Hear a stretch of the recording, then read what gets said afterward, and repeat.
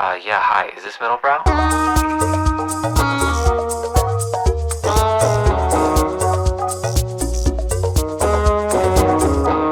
What's up, everyone? Welcome to the Middlebrow podcast. I am one of your co-hosts, Brian Park. I'm Dan Rosen. Dan, I feel like every time I see you, you're rocking a different style because some brand has decided to send you a giant shipment of their entire collection. I am for season. sale. I am completely, my whole personality, my vibe, my riz, it's there for the highest bidder or the lowest, honestly. So what are you wearing, Dan? Well, this is a vintage Land's End shirt, Okay. which is really the only thing that the viewers will see. And I'm wearing pants that were sent to me by a brand, Another Aspect. Shout out, great Danish brand. I didn't get anything from Another Aspect. You know, it says a lot about our personalities and our output into the world. Fair. You've gotten brands send you clothing. We don't have to do that, Dan. We don't have to do this whole thing. Yes. Oh, also, my reps did listen to our last episode where you called them dorks. And did they fire you? My reps said that it's on site when they see it. They're dorks? Okay. They said it's on site. And for our listeners who are tuning in just for our wonderful guest this week, we've been contractually obligated to promote our YouTube aggressively. Yeah. So please subscribe to our YouTube. You'll see that we're in this beautiful space called Hello Human. Yeah, we did get a comment today that was like, the YouTube was a little late. And so we got a comment that was like, I can't wait till the afternoon to watch the YouTube. I need the Spotify right now. So to that gentleman, we're working on it. Dan, you called our super fan annoying. You just said, I can't wait. I'm excited for your content. And you just said, fuck you. You can wait. Exercise patience. We're not breaking news on our podcast. You could wait a few hours to see our beautiful faces. Well, I'm going to have a strategy call with my rep. It's not a matter of our YouTube. It's the way we treat our fans. Your reps are going to come to you and be like, listen, we need a new host. Dan's just not going to work. Well, let's bring our guest into the fold. I didn't ask you how you want to be introduced, so I'm just going to take a shot in the dark. Listeners, our guest this week is a professor, theorist, technologist, and author. Give it up for Mindy Seu. Thank you so much. How'd I do? Pretty good. This is actually a test I do. Sometimes when people ask for a bio, I won't give them one because I want to see what title they use. Yeah. And it's a mixed bag. Well, Brian's known you for a long time. Yeah, but the people closest to you have no idea what you do. That's true. They don't. It's uncouth to ask. Yeah. I don't know if you know this. Dan, actually, you shit on multi-hyphenates frequently on this podcast. Yeah, for sure. And I think that you are as a multi-hyphenate. You are apex multi-hyphenate. As a multi-hyphenate myself, it's nonsense. But you seem to do it all. Well, Brian, you didn't even say the name of the book that Mindy has written that is on every single, cool bookstore nonfiction section. Oh, yeah. So if you're a woman who owns a pair of Tabbies or Mista boots, you are going to have this tome in your home, which is the Cyberfeminism Index. Yeah. Which the hairier Mindy your is author armpits, of. the more likely you are to own this book. That actually might be a good, better. Okay. That's not a slight. We love a hairy armpit on Middlebrow. But Brian and I, we have known each other since we were 18 at UCLA. Wow. Yeah. And when I was a biz econ major, you were a pre-med major. Yeah. And you said you had some story about how you were like with the doctor in some surgery trial. And he said, if you want to do anything else, you should do it. Yeah. Do you remember this? Yeah, I told you all. So he told us. Yeah, I told our I'm inner going to move circle. to New York and be a comedian. And we were like, you're not funny. Like, what do you mean? It was such a tepid reaction. He was wearing like Warby Parker glasses and like J. Crew, like very preppy at that time. And then, you came to New York, Comedy Central, stand up, and like you're doing it. It's cool. I'm doing it. Well, first you had like 8 years of New York comedians also telling you you're not funny, which we all had. We had that together. No, when I met you, you were a biz econ major, and then you true. switched into design media arts. Yes. And your switch partially inspired me to pursue something more creative. I was very envious of you because you had figured out like a technical thing. That's so nice. Yeah, cool. And so then that's when I went off You to do my both open mic. disappointed your parents. Well, my parents were weirdly supportive because my mom is a painter. Oh, okay. So she was like, you want to go in design? At least it's applied. But Yeah. the program that I was an undergrad in, Design Media Arts UCLA, that is the program that I teach in now. So that's the professorship Whoa. title It's that kind of Brian a full circle mentioned. moment for you because you are a tenured professor there. Yes. Are you the Wild. only tenured professor who is also modeled for fucking Jacques Mew and Helmut Lang? Like, what? Do your students know about this? Okay, this is so weird to talk about on a public podcast, but Do it. students were reaching out to me saying like, people are so nervous to take your class because you kind of have like this like Gen X obsession, or Gen X people are obsessed with you. And I'm like, I don't know how to read this because I'm not on Twitter. I'm not on TikTok. Yeah. And What does that mean that Gen X? Like, are we talking like old Gen X? sorry. No, Gen Alpha? Gen Z. I'm sorry. Gen Z. Okay. Gen Z. But there was like some tweet where like they posted a photo of my CV Yeah. and like a Wikipedia screenshot. And that went viral. It was so bizarre. Oh, as in like you can just do anything and look at this crazy CV. Like this woman has the craziest. Yeah, but who looks at a CV on Twitter? It was very, very random. Yeah. So I don't know why, but my work really hits You were Gen not. Z. That's nice. You were not objectified. You That's went right. viral on Twitter.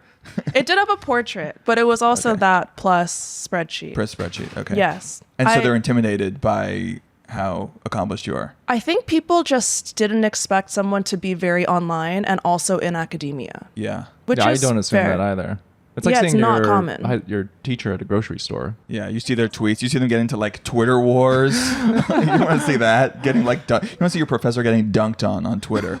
It's also bad because when I go to class, I dress like a nun because I don't want to be perceived. Mm-hmm. And then when I'm in the world, I like really care about how I dress. And my profile is public, so it doesn't quite make sense, but Yeah. I'm censoring are there myself. kids that come to class and they're like, "Damn, why is she You're wearing?" not fooling anyone though, because they could just pull up your Insta and it's like, oh, okay, Mindy in this Loewe campaign. I'm not saying it makes sense, but if for whatever reason, I don't want to be physically perceived in Yeah. class. No, there's the two sides. Yes, You two sides. You contain multitudes. Multi-hyphenate. Yeah, multi-hyphenate. Conservative and not.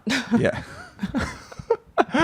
Are you coworkers with any of your ex-professors? Yes, half the people that taught me are now my colleagues. Whoa. Which maybe speaks more to the state of academia and how there's not that Okay. much turnover. Yeah. But I'm in the art and design department, so it's very loose and they have a very expanded sense of what research is. Is that weird when you're with them, or do you feel like, or do they like, I Well, fucking taught you, who are you? I thought I might regress and because I was very insecure. Like, who knows what they're doing when they're 18, 19? But weirdly, they've been extremely supportive and it's been totally fine.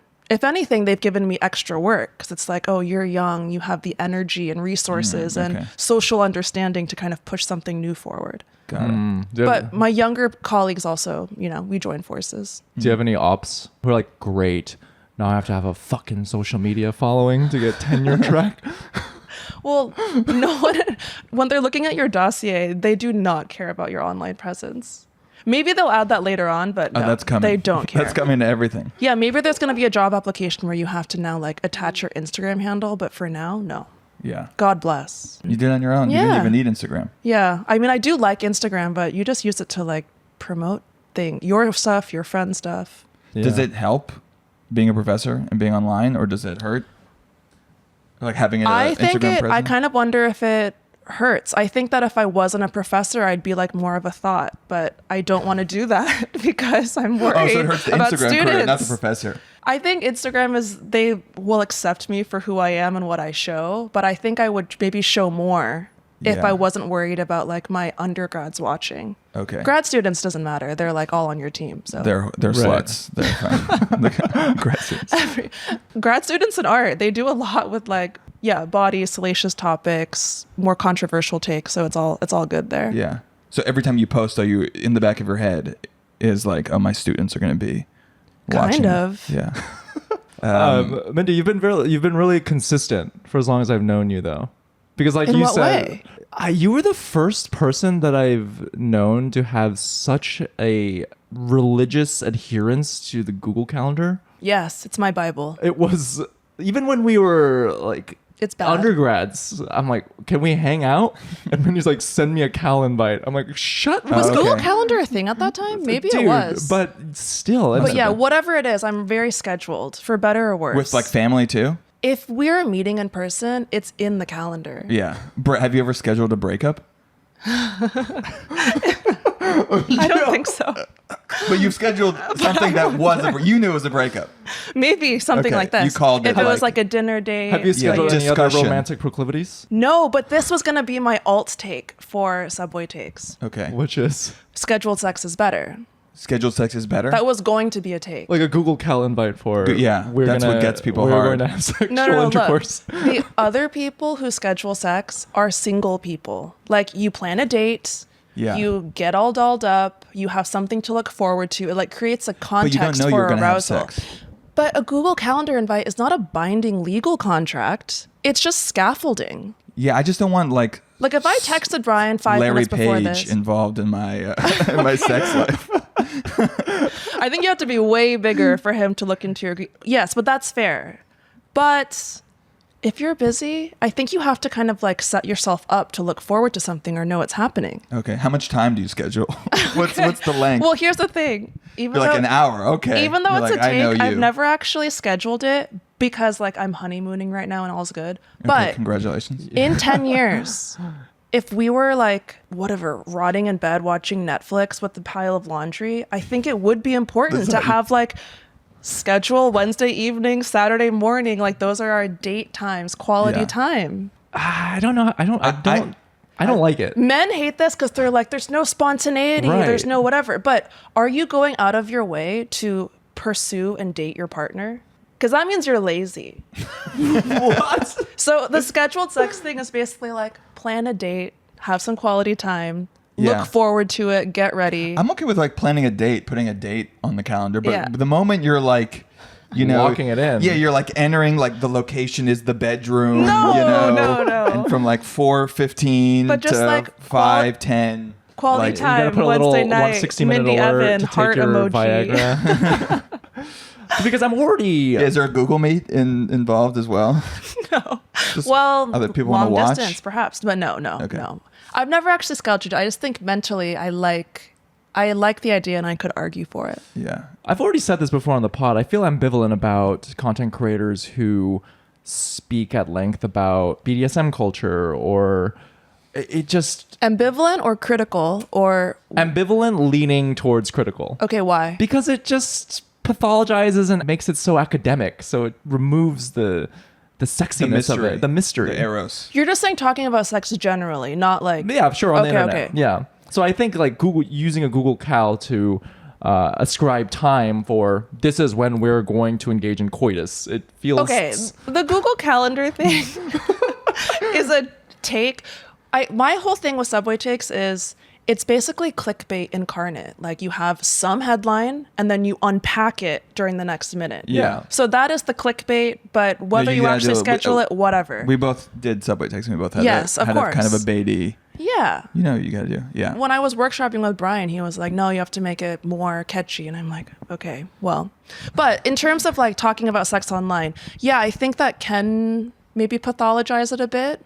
But if you're trying to unpack like what sex actually is, then maybe it's important to talk about it and like learn the language. But this is why also people talk about like the formalization of consent, that like while it's extremely important, it also like if at every step of the way you're like, can I unhook your bra? You know, can I take your shirt? It removes like the sexiness out of it and makes it like a business transaction. Yeah, but Which the Google Cal and the DocuSign beforehand. You know? this is like that app where they were like, they had a contract before you had sex to make sure that no one would litigate after. That's like it's what Justin- LeBron- it's This what is like the LeBron extreme uses. version of what you Yeah. just joked about. But I think that talking when you're having sex before or after is all part of the fun. So you can do it in a way that's not like stressful Yeah. and legally or contractually or whatever, too over intellectualized. No, I think it can be done. I just think it just like Yeah. that kind of formal legal language is so like, foreign to. It's Yeah. like almost the opposite of the mystery and the unknown that is like love and sex. But it could be done. Yes. But I feel like there's a fear Yeah, of yeah. like fucking it up. Well, I think it's just more the fear, I think, is because we're in this pendulum swing where there's like an over attention to this to basically make amends for all the things that happened over the past millennia. You can't even talk to women. You can't even like. Yeah, exactly. You can't even talk to, you can't say it. You can't come up to a woman and be like, "I want to fuck you." You can't fucking do that. But this is more like, if we understand that consent is meant to be an ongoing conversation, it's an enthusiastic yes and it's also mutable. You can agree to something and then say later on, that wasn't great, let's change it. That's all good. That's part of like how you build a relationship. Yeah. But True. I agree that there are nuances on how to do this well and how it can also feel kind of sticky. Do your students like ask you advice about this stuff? I think or just generally about like personal all the time. I feel like my secondary roles as a pseudo therapist. Yeah. Whoa. I've heard that Yeah. from a lot of professors, I that they think say it's that like- Gen Z is like way more emotionally needy. Wait, what? Yeah. I No, would this is never. true. From personal experience. Whoa. I think it might be like a post-COVID runoff thing. I think it could also be that there's more of a language and understanding about like mental health terminology or these kinds of like boundary setting things. But no, I have witnessed that a lot. So COVID just made these students a bit electric acoustic. Just a bit socially anxious, I think. Yeah. So what kind of stuff do they ask you? I mean, will I get in trouble for this? Maybe not. I'll believe it. UCLA has gone through so much like campus turmoil over the past few years. So everything with the encampments, everything with like protection for foreign students and like immigrant students and things like this. So And now like funding's being cut. funding's being cut. We're in this huge lawsuit. Like academia is under a lot of pressure right now. So I think that having informal ways of talking about that as a group has definitely emerged. Like parts of class would be used to kind of talk about this social context, maybe also give some political history to this because everyone's coming from a different context. But also I think that, again, anecdotally, if you are a young woman professor, you will just do more emotional labor than like the 60-year-olds Yeah. tenured professor Yeah, and in you like seem a like room cool. filled Like, with oak. She's like on Snapchat. Yeah, I'm no. But no, yeah, I think students do want to talk about. I think they also understand that a lot goes into a career now beyond just your technical skill set. So the soft skills approach, that also comes with talking about some emotional acuity. Yeah. So some of the boundaries that I feel like we as millennials were like very intense about. gone. Like I would never talk to a professor about anything.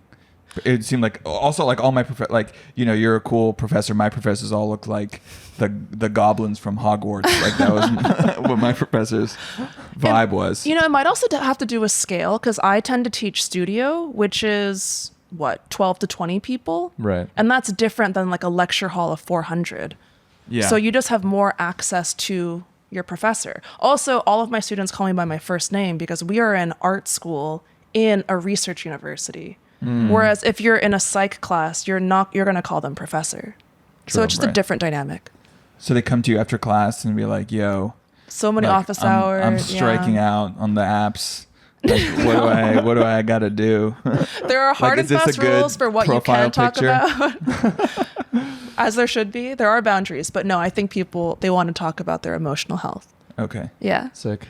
Okay, wait. So before we recorded here, Dan asked me to send him articles to prep for this. Okay. And naturally, a lot of them centered around this internet green Charlie XCX, like Pre-Charlie XCX, Pre-Charlie. but yes. Pre-Charlie. Charlie jacked your shit. Yeah, Brat jacked your shit, straight up. No, she didn't. But the thank you. Cyberfeminism Index. And I have known you for so long. I have known that you were doing some internet archiving of some sort. So I actually read through all of these articles. And Not the book. You didn't read the book. Well, you're not supposed to. I mean, it's a resource, Stan. It's true. It's an encyclopedia. Okay. Yeah. Okay, good. And- Well, I read it.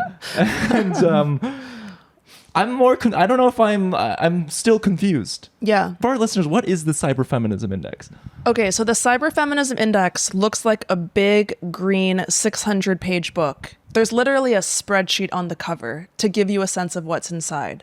It's basically a pseudo-encyclopedia that compiles 3 decades of online activism and net art. Okay. But it's actually structured a bit like an encyclopedia, a bit like the Talmud, and a bit like a McMaster-Carr. Those were our three primary references. The Talmud, or the Mishnah, or the Gemara? Which of the? Okay, the Mishnah is really important. Okay, so the reason I know that I don't know. Check shit. You're gonna know more about this than I do. I am not Jewish. I do not follow the religion, or even I don't know the theoretical context. But Ted Nelson, who is the founder of the creator of hypertext, has a crazy YouTube channel, and he holds up the Talmud saying this is what inspired hyperlinks. Well, Because if you look at the structure of the page, the Mishnah is in the center. The columns pointing to the Mishnah are basically religious scholars talking about the Mishnah, the primary doctrine. And then there's an outermost column of scholars talking about the other comments. Yeah. So built into the structure of the page, you have a dialectic of different voices. And he was like, this is how people come up with ideas. We're always citing other people. We should make that visible in a digital context. So hence the hyperlink. So Jews are to blame for all these links. Being very annoying. You're like, what about this? You consider this? Yeah. The degradation of today's internet, there's so many people we can blame, but early hypertextual theory, I think, had a lot of potential, and it never lived up to that. When did the internet stop being good? Okay. So do you know the timeline of any of this? No. World Wide Web comes out in 1989. Sir Tim Berners-Lee at CERN. What was the first application of it? Like, It why was actually created? it was a packet sharing network for scientists. But then, so in the 90s-ish, Al Gore invented it, right? a lot of people have claimed That's what he said. a lot of people have claimed that they've invented this, but it's largely attributed, at least the World Wide Web, to Sir Tim Berners-Lee. Okay. But a lot of other people were part of the process, like Ted Nelson, Vint Cerf. Okay, so 1989 CERN. 1989, CERN releases the first public website, info.cern.ch. It's still live. In the 90s, it was Web 1.0.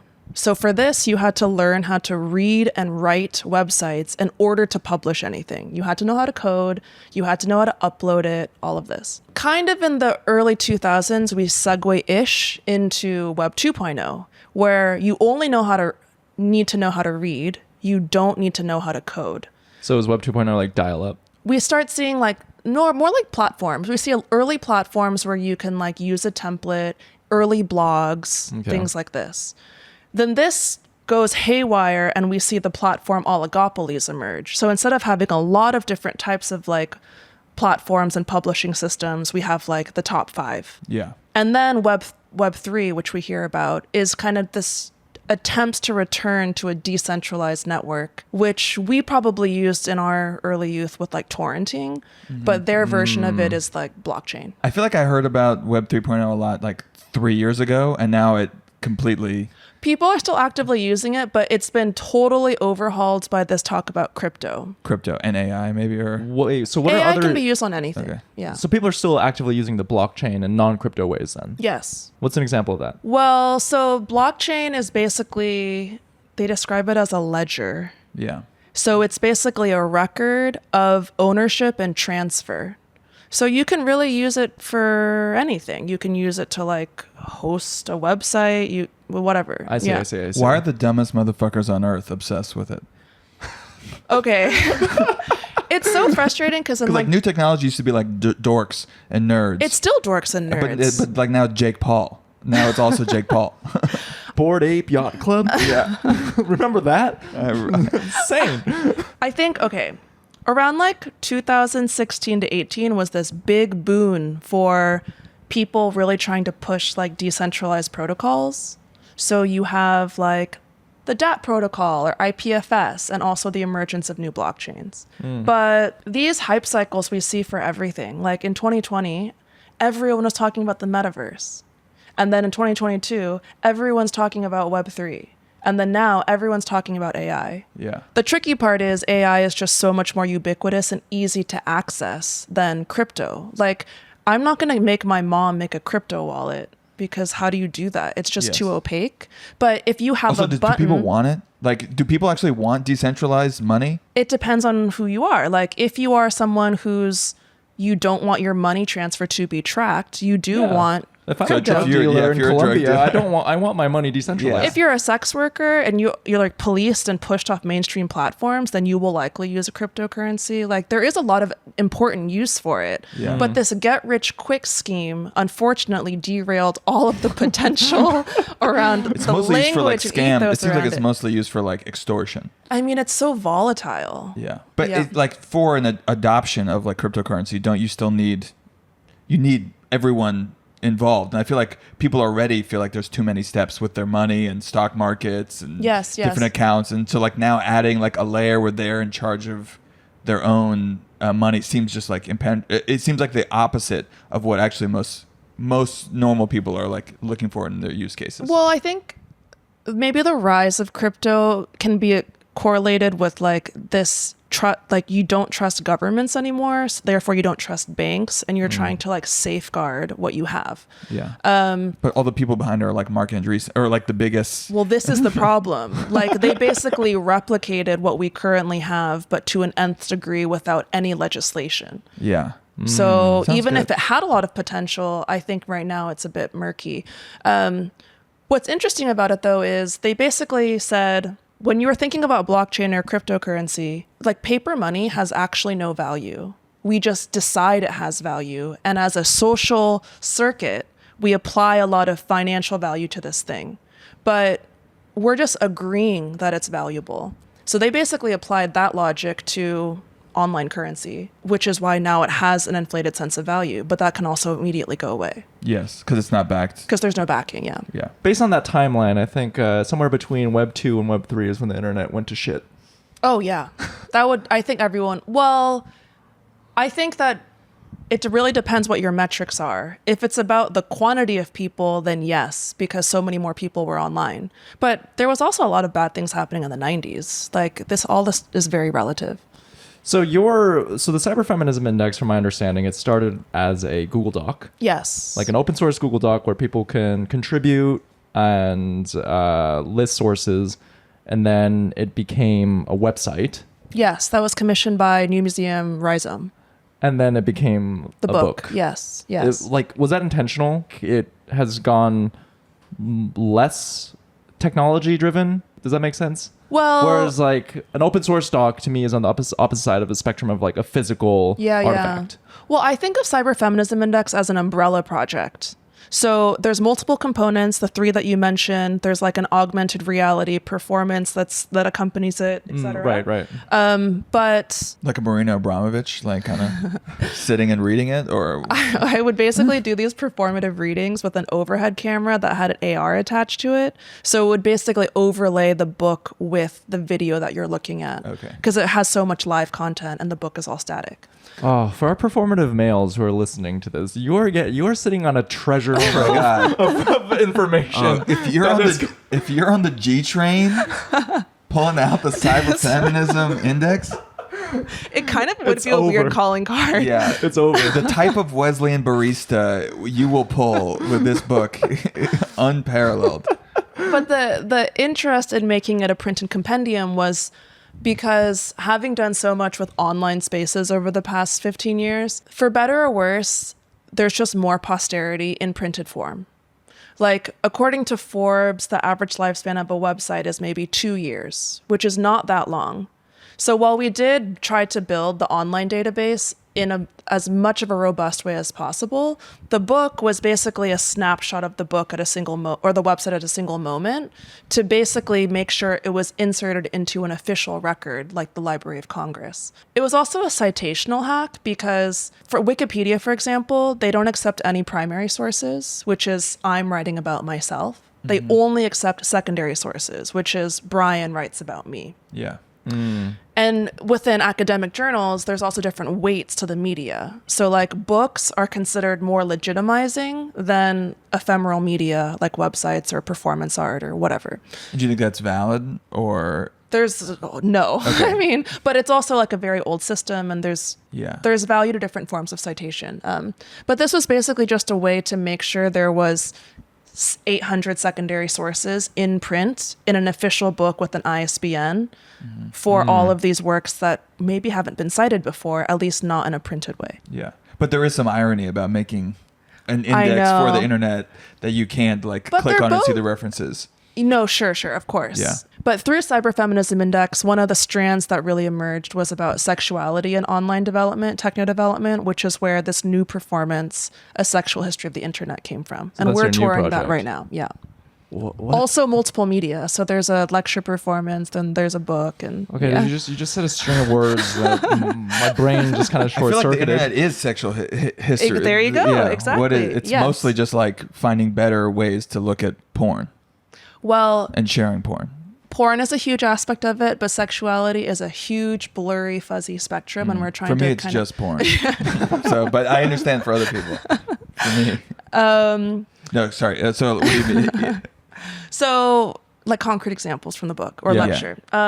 So, for example, there's this great book by Sam Cole, who is one of the co-founders of 404 Media. And she has a book called How Sex Changed the Internet and the Internet Changed Sex. And she has a lot of historical anecdotes in there, such as the first node in ARPANET, which was a precursor to the internet, was called Sex OS. Which was Whoa. shorthand for Set X, because the engineers are like young, annoying guys who make dumb jokes. Or like military, right? ARPANET was. yes, exactly. Also the military-industrial complex of internet development. Yeah. Other example: the first image used to create the JPEG was of a Playboy model. What? She got 0 credit. It was her only time being nude ever, not only in Playboy. She got no credit, no attribution, no money. That's tough. That's Yeah. kind of like that Nat Geo portrait of that Afghani woman. Exactly. Yeah. It's all very extractive. Is that what you were jerking off to as a kid? But now using her image is completely outlawed, and most journals don't accept it. So there's things about like extraction and theft like that. But there's also things that are more like humor based. Like the first ASCII nude was like a 12-foot long mural that Wait, was what's an ASCII nude? do you know ASCII art? ASCII. It's like when you draw images with like letters and numbers. Oh yes, yeah. This is how some of the first porn Assume we circulated know online. nothing at all about this. Assume this is our first. We're like grandparents. You're like, well, where's the on button? Save. There was Ken Knowlton and Leon Harmon made a 12-foot long mural of a nude woman out of ASCII, and they put it in their boss's office at MIT as a joke, and it ended up at MoMA What? as an early example of computer-generated art. Like, this is just part of techno history, and it's so insidious. Why is it always porn? Yeah. Because men are obsessed with nudity because they're is everyone repressed. just a juvenile child? Like, it's just Maybe it's like good a little though. boy at heart. Yeah. Well, the dorks. That's like the humor stuff. There's also a lot where like sex workers or people in the sex industry really pushed forward a lot of other things. Like some of like bandwidth got better because of these streaming services, being able to chat with performers that started off on tube sites. So you're saying the development of the internet is directly because of the horniness of men. The horniness and their more bandwidth, more bandwidth, and their drive to bomb other countries. But also Yeah. the innovation of the people who are delivering content to these people. Like some of the first personal websites were like sex worker websites Yeah. because they were moving off the street and doing things online and learned about camming and dial-up loading images and all So this. they learned to code. Some did know how to code. Yeah. Some were very tech savvy. I think you kind of have to be if you're trying to be as resourceful as possible. That's beautiful. No, I'm not saying. I'm not Yeah. saying it was the men who did it, but it was because of the insatiable desire of men that we Yes, have. yes. There's also like more of a conceptual take that the book and lecture performance takes. Like A Sexual History of the Internet starts with an iPhone instead of having, it's a performance where every single person in the audience will look at this on their phone instead of having like a projector of lecture slides. Yeah.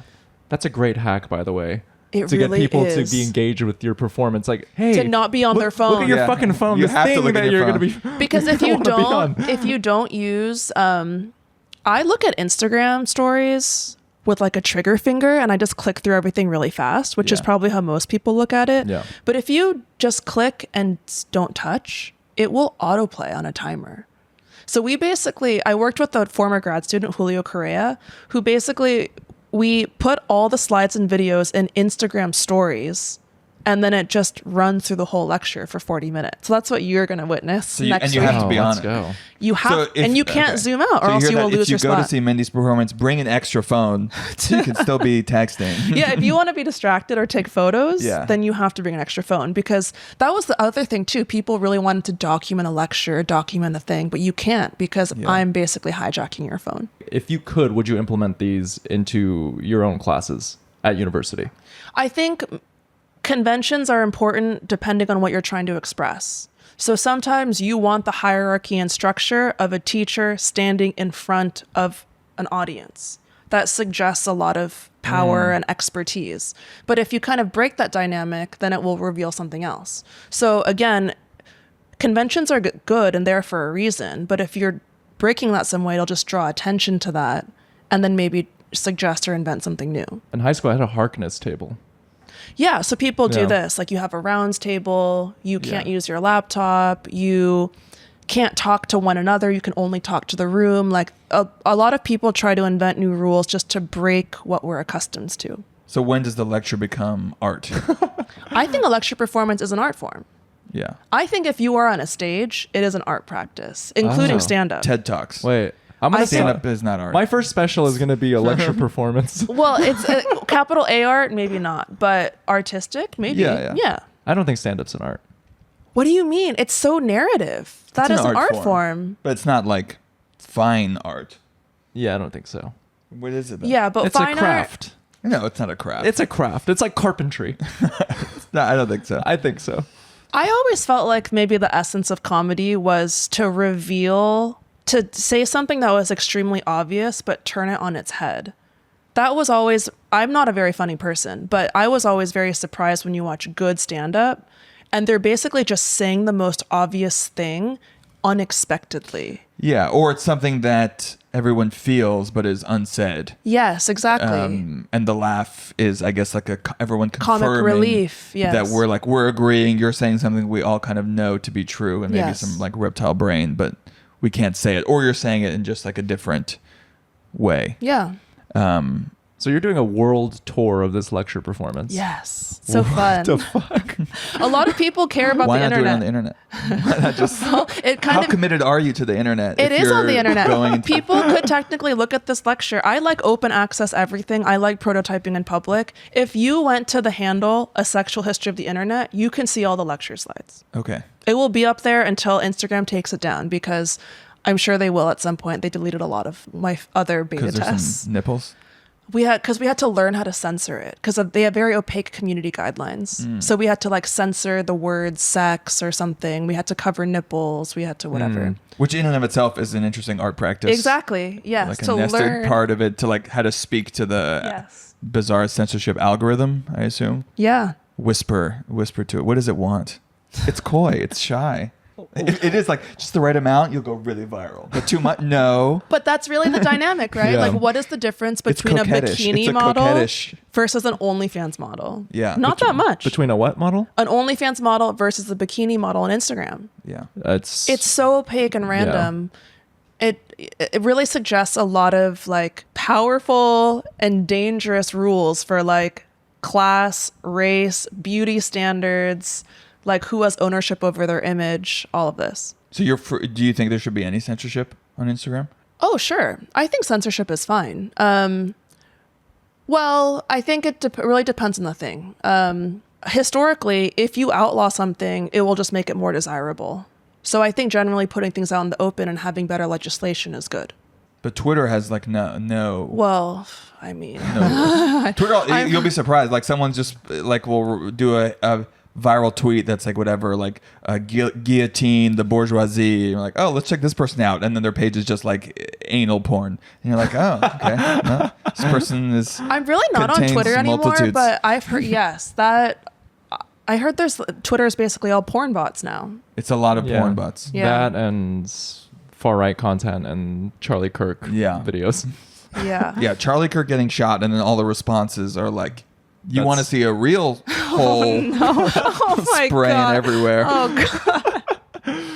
It sounds like, from what you described with Cyberfeminism Index and the sexual history of the internet and this new lecture performance that you're doing, and dating back to your Google Cal brain, you love to systematize. What aspect of you do you relinquish anything to just uncertainty? I was talking to a group of students about this the other day. I do not believe in productivity hacks. Like, I am not hyper productive. I do think in lists. I love a spreadsheet. I love Google Calendar. But like, do you do anything in your day to day where you can just like have like a crystal woo woo, like lend yourself to like a crystal woo woo energy? Yeah, of course. I feel like, well, I do really love time boxing, but you can box. You're like, I don't do productivity hacks, but I do the Pomodoro method, by the way. Do you do retroactive Google Cal? Yes, I do. Oh my God, that's truly next level psychotic. But for me, it's because I have like archival brain and I also bad memory. So it just helps me remember what I've done. It's really, I know. Good conversation had on bus. It's not great. 2:15 to 2:22. I think people have their own methods for journaling, and maybe that is mine. Okay. Yeah. But just a line, the title. just the time. Well, that's like, do you know the artist Ankawara? Yeah. His art. I am still alive. What? Ankawara. Oh, yeah. But his art was different forms of archival. You know, he like painted the date over and over perfectly, or he would like send postcards that were just who he met that day. Yeah. And individually, I feel like there's not much power, but when you see them all together, you're like this person's entire life in like who he met, what he did. I mean, it's a kind of a much larger, grander project. So maybe if he had a Google Cal, he wouldn't have even been an artist. He could have like scratched that itch of like, I'm here, I existed. The Google Calendar could have been the art project. Like, imagine if he did some systematized thing over the course of 10 decades in Google Calendar. Yeah. Who the fuck wants to look at that Google Calendar? I don't know. Never is a whole staring thing. at someone right now. That's the problem with a lot of when I was 25, I wanted internet art is like, I don't want to look at more all day I look at a phone. Okay, yes, that's and now fair. I have That's to like fine. look at more phone. But you have to look at it within the context of history. Like, internet emerged in the 90s because as an anti-gallery model, as a more ubiquitous model, etc. And also then anything could be a canvas. It also introduced new media like code and a browser instead of like paint and a canvas. So I don't know. I think you can use Google Calendar in poetic and beautiful ways. Okay. For example, I have a friend, one of my best friends, Laura Combs, who designed a sexual history of the internet and cyberfem. Oh, what a legend. She's great. She's the head designer at the New Museum. We work together all the time. So Charlie XCX's brat just ripped Laura Combs. No, I don't think. I think that there are standards. She definitely saw your book. This cannot be the take. This cannot Charlie be the thing that we're going to push saw around. your book. No, but look, RGB green, at like McNally Jackson. RGB green and a system font has been around forever. It's the Matrix. It's everything. Yeah. So if you're trying to refer to digital, that's typically people's first association. Why did that green become the digital green? I think it's because it's extremely hard to replicate in print. You can't do CMYK internet green. It's too fluorescent. It's way too muted. So when we did that for Cyberfem, we basically had to use a Pantone swatch of a fluorescent green and then vinyl coat it to make sure it was as bright as possible. Oh, wow. But like, this was like a forest green. But yeah, it's really, really hard to print. One thing that stood out to me in your artistic practice when I was reading these, it was so weird reading these interviews about you because I've known you as a friend. I know. I'm actually going into your work and your process is... I don't know if you're like this, Dan, but like with comedy, I start with like, okay, this needs to be funny, and then I work backwards.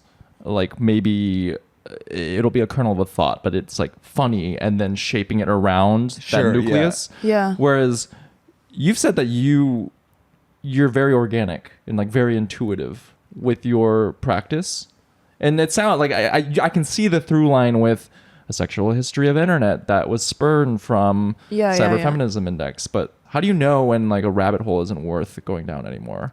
Projects tend to come to a natural conclusion. Like when I was doing a lot of work in my after hours in my 20s, it was like archival websites, trying to figure out like how to present countercultural magazines in a novel website with a weird interface. organizing like weird events like these. So it just comes to a natural conclusion when that ends. And all those websites are still online. Even for projects like Cyberfem Index, technically will go on forever because the website is always accepting entries. But the book is now a closed thing. So is there a part of you that's sad about that? That feels like, oh, there's like, it is a constantly evolving additive, like almost infinite work, but you're locked into the book that you printed?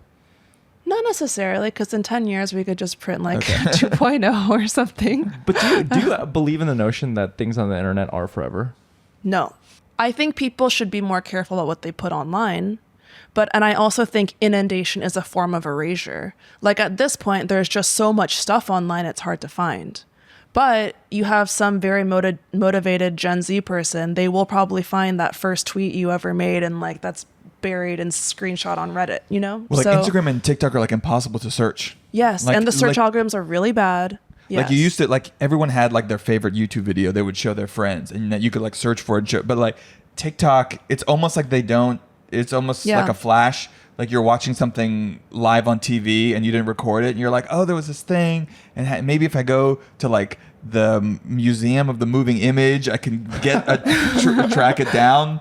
But yeah, the individual like piece is almost gone. And it's like, I can send you their page and then you can sift through their 1,000 posts. Yeah, exactly. So it's something like this. Like maybe unless they delete it or it was taken down, it's not deleted in that way, but it's so buried that the inundation part, I think we can consider erasure. Yeah, my brother asked, I made a joke at one episode, like 20 episodes ago. My brother was like, oh, what was that joke that you made on that one episode? And I was like, I have no idea, and it's gone. Like, how are we going to go through the transcripts, listen? Like, no one knows. You could just go on Sora 2 and type in Dan Rosen makes joke on podcast. Yeah. You can I mean, maybe that's part of it. If it's popular enough, you can search it. But other than that, it's gone. Would you create an AI of yourself to teach more classes at different schools? No. I think that my take with AI is that AI isn't bad. Tools themselves, I mean, there's a lot of complications with AI. Tools themselves are not bad. It's reflective of a social system. So if we had introduced AI in an egalitarian society, maybe we'd be like, oh, it's going to eradicate all of our labor and like redistribute leisure for all of us. But instead, Sam Altman's AI is that it's going to eradicate all of our labor and also all our leisure too. Yeah, exactly. I feel like the labor is all that is remaining. Like, all these tech lords, they've gone on the record and said, you know, if you drop Sam Altman into a remote tribal island like Papua New Guinea, come back in 2 months and he will rule the island. And I'm like, I don't want him to be ushering this new era of AI. Yeah, we somehow keep producing the same little asexual, like nerd freak. What is asexual? Just his whole vibe. No. Him and like Zuckerberg and like the Elon, even they're all like reptilian. I think dorks. Okay, they're all very dorky. They don't understand human beings. I do think Zuck is like very obsessed with his wife, which all the other CEOs I will not say is true. Yes. He made a freaking Daniel Arsham. That dude, they're going to get divorced in 6 months. No way. Down bad. I think they made a hospital together, Brian. That's his Kobe diamond ring. He's like, I'm sorry. Here, look at this beautiful statue. No, I think he's a good person to me because he's not sexual. So, and he loves that his wife probably never asked for anything sexual. They might be really freaky. Who knows? Yeah, I guess there is it's hard to see from the outside. Yeah. Thing. But I feel like they fundamentally don't understand art and what makes people creative. Like Sora to me is like thinking that typing words into something and then it creating it is a creative act is so deeply like wrong and fucked up and just actually can only come from a culture that fundamentally doesn't understand what makes art interesting. Yes. I think art is a very process-oriented practice, and that it's not about the final output of whatever weird image that OpenAI produces. It's about trying to understand a system of practice that allows for the evolution and change of all these different images. So without the process approach, like I don't understand. I mean, there are great artists who use AI. Yeah. So it's not impossible. But I think the the ease of production is really reducing the creative labor and the time that's required to process what makes really good art. They're not interested in like in the thing itself. They're interested in the manner in which it's produced. Yeah. And so that's what they It's all keep innovating signaling. on. They're like, oh, if we can innovate it, if we can make more and faster, then that's good. That's what good art is. Yeah, exactly. It's not related to actually any sort of human or beauty or philosophical element of it. I think what's interesting in what they're doing is by completely disrupting how you produce an artwork, you're also changing how to value it, because all these AI generated artworks have zero value in the more mainstream context. When I see something like that then insert into an art market, then I think will be easy to analyze what's happening. But right now it's just like production of slop. But why would it ever enter into the Because art if there's market? an intentional artist who's using AI to create a tool, Martine Sims, John Raffman, Holly Herndon, like there's a ton of artists making great artworks with AI, Yeah. but they're really commenting and kind of expanding the forms of what AI can do rather than just like typing in a one-liner into Right. ChatGPT. That's gonna Yeah. happen. But I feel like even, video art's been around for like, 50 years. Yeah. And it's still And you hate video art. very, no, I like a lot of video art, but it's still very hard to make money as a video artist, hard to sell work, hard to create editions. And its interest in like the general art market is still pretty niche, even though, we're completely a visual like video culture. Yes. So I guess like, why do you think AI would be different? No, You know? I don't think it would. I think it's a similar context of artists who use whatever the new technology is of the time, whether that's video or internet or AI or etc. It's not saleable. So it has to then find a different marketplace. And what is that? Is that private collections and loans? Is a video artwork going to sell really high at Christie's? Maybe, but in a total offshoot. Yeah. Has that happened? I don't actually know what the highest paid one might Maybe be. like a Namjoon Pike or those, something. Yeah. who's There that must- artist but that's who more does those sculptural. generative screensaver like. Oh yeah, God. What's that shit guy's name? sucks. I think that was at the MoMA. Yeah. In the lobby. Oh, Raphael Rosendahl. No, that's not Rafik Anadol. Rafik Anadol, yeah. Yeah. Microsoft. He went to It's UCLA. He teaches screensaver- there. Microsoft screensaver. Yeah, art. glorified. But that's all machine learning, and it's using like the MoMA database and etc. But yes, it looks like, generative Yeah. blurs. We should start using machine learning in our comedy, Dan. Yeah, it would. At this point, you two have so much content online, you could probably make a model after yourself. Yeah. And then, At least of your What do you voice think? and your eventually humor. put ourselves out of work. Yeah. Brian, what would your AI model make jokes about? I don't. What? Why are you putting this on me? I don't know. You can do me, I'll do you. I think that's easier. It's harder to know what you. I think for you it'd be just on a 24/7 repeat. If you want to hear Dan speak, you could just go to this LL. You can go into this ML Dan and be like, hear Dan say, it's the degradation of culture. People don't understand that the intrinsic value in art is in the process of things, and it's an affront to what it means to be human. Yeah. And Brian would be like, no one wants to work anymore. Everyone's so lazy. Everyone's so fucking lazy and stupid and lazy. And they're not working. But if they did work, they would put on this Byredo skincare and put on these Van Norden jeans. Anyways, I gotta go and do my time at this AI data center. Yeah. Yeah. I finally saw. We love each other. Yeah. Mindy, with your. So what's piquing your interest now? Do you want to perform more? Because when I first met, like 5 years ago, Yeah. I think we did a podcast back then, and you said you were so nervous, and then now over dinner you're like, I'm not nervous at all. Yeah, it's gone. Performance Do ain't you no get thing. nervous when you're on stage or just public speaking generally? I still do. You do? That's you? I think that's a good sign. I think that's your body saying it's alert. And like it's realized that this is like a unique special So you don't get moment. nervous for these performances? I don't get nervous anymore, and maybe that's bad. You got to up the You ante, phone it man. in.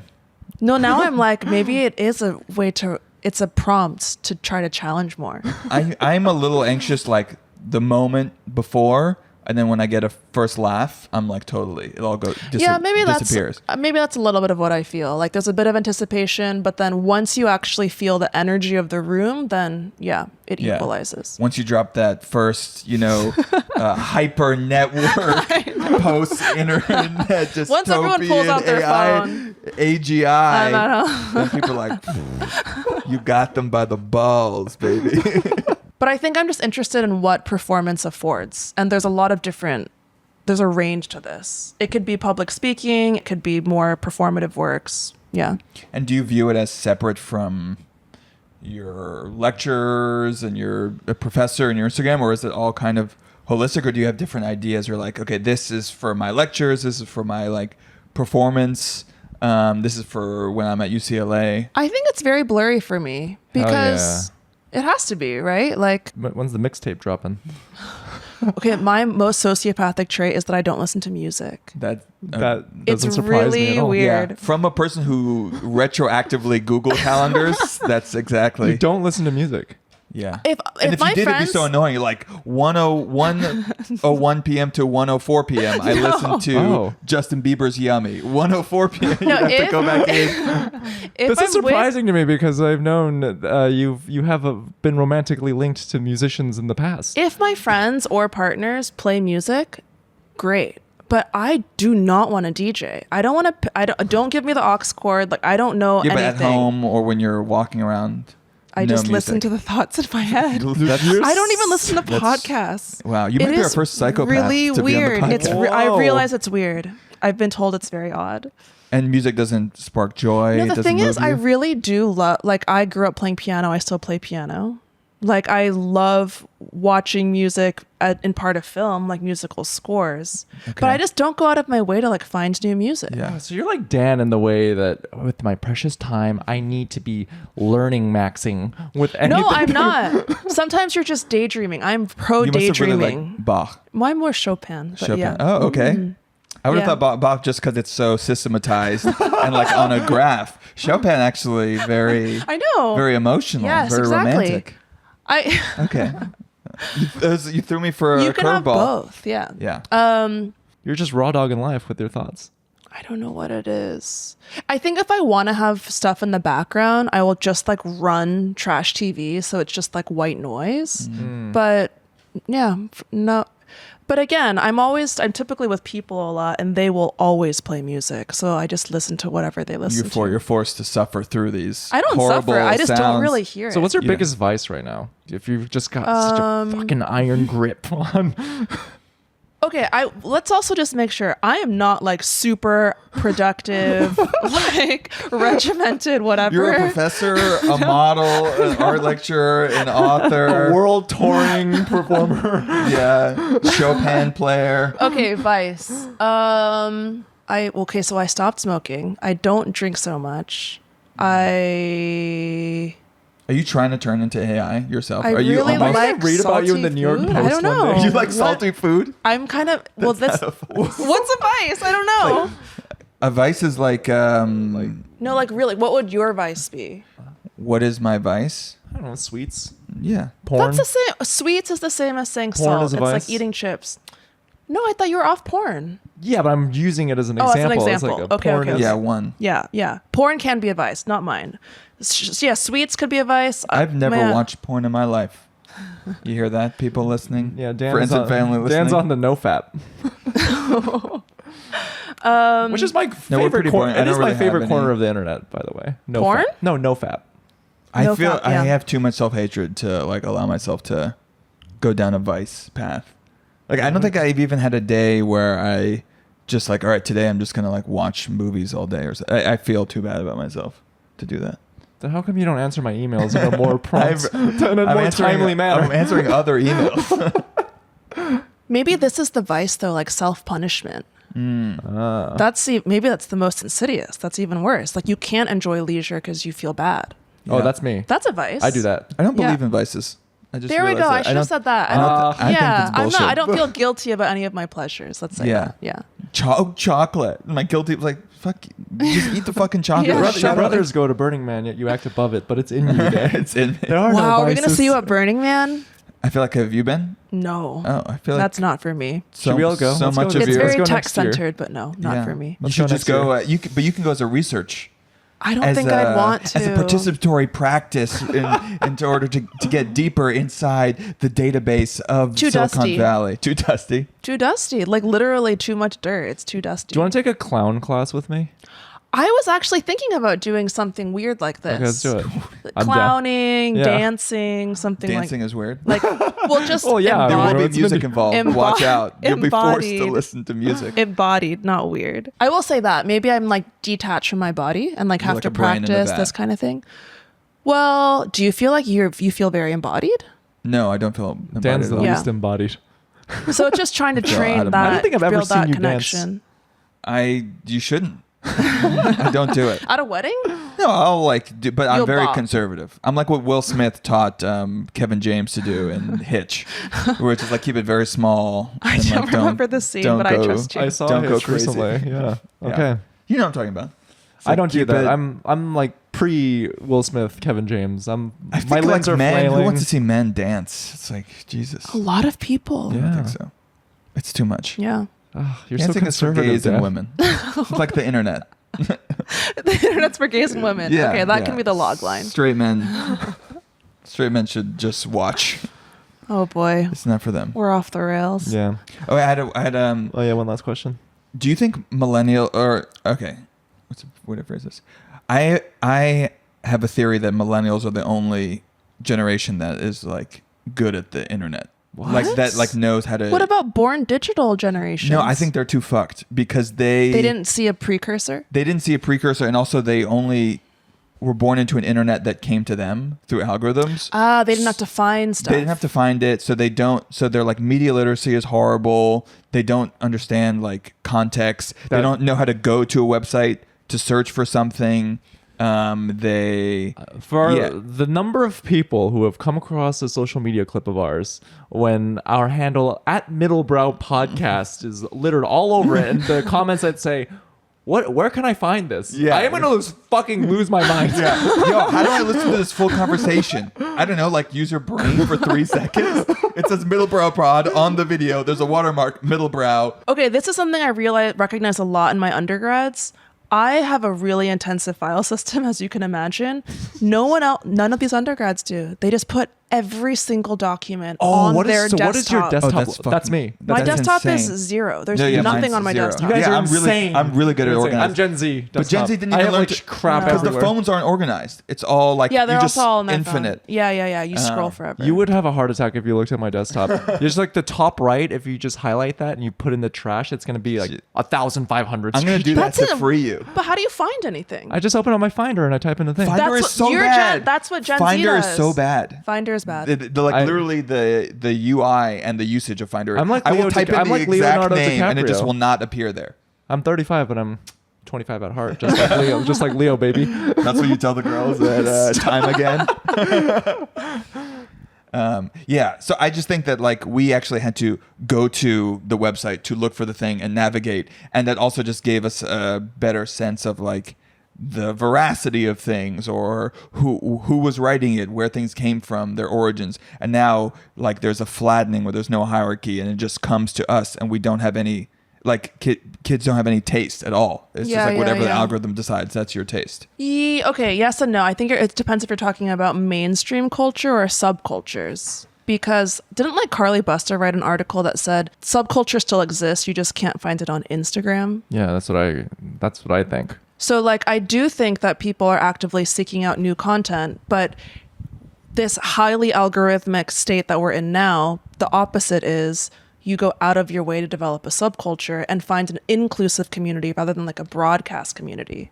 Yeah, Yeah. you're in the wrong part of the town. Why don't Maybe. you come with me to Printed Matter, the zine fair? Yeah, Okay, that's the exactly. real shit. No, those are so performative to me. That's everyone just desperately trying to like yell at the world. I am, unique. I have a I collect subculture, zines. but it's as performative and almost like it's just only in relation to the algorithms, and it's not even real to me. No one really lives in that world. They'll live in it for a moment, but they're only living it in, I think, in You relation. need more friends who went to Cooper Union yeah, and RISD. exactly. You need Yeah, more art they're and like design 10 people. friends. I have a lot of them.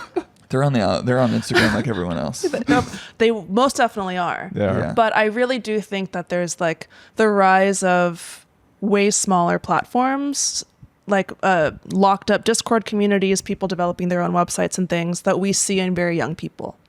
Yeah, I guess there's like a linguistic subculture, but there's not a fashion, but it doesn't have like fashion and music and like film and the way those would each like interact, or like hobbies, like skating or whatever. But why would you assume that there isn't another subculture for the Those pursuit things. of niche subcultures? Because have you seen people walking around dressed in like weird, interesting ways? No, You just want to know. You're blind. You're blind. I to do. it 'cause I you're see not that. about But it. I also think that the taxonomies have gotten so intense that there's just a name for every single type of style now. Yeah, but that means that there is not, like, if everything is so specific, then it's almost the same as like there is no boundaries.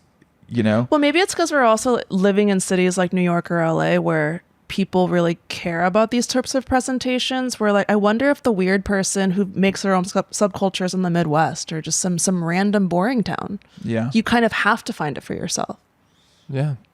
I guess I'm not sure. I I'm guess by speculating. definition, I wouldn't know about the subcultures that It's I true. don't know about. Exactly. Right. Yeah. But I Maybe would- we're I'm- just too old. I'm and- subscribed to the El Paso subreddit, and someone posted, Yeah. they're like, we're starting like a gang, but for positivity, where we're gonna dress like rockabilly, but we're gonna volunteer on the weekends. And so if you want to join, like, please shoot us a DM. And that warmed my heart. I was Yeah, like, you know that what? sounds weird and very insular. Subculture. But it sounds forced and fake. We have to announce it on a Facebook group. To find new members. You need to find. And it's not How even- anything cool ever got started by posting on Facebook. Hey, who wants to join our little fun, positive gang? It was Reddit. Okay, Reddit, that's cooler. It's marginally, Reddit. barely. Okay, well, That's the pod. how'd it feel, Mindy? Easy. Easy. Really nice Great. to Thanks. chat with you both. Thanks for doing this. Yeah. That sounded so Are you okay, so Dan? heartfelt. Your Okay. BPM, has it lowered?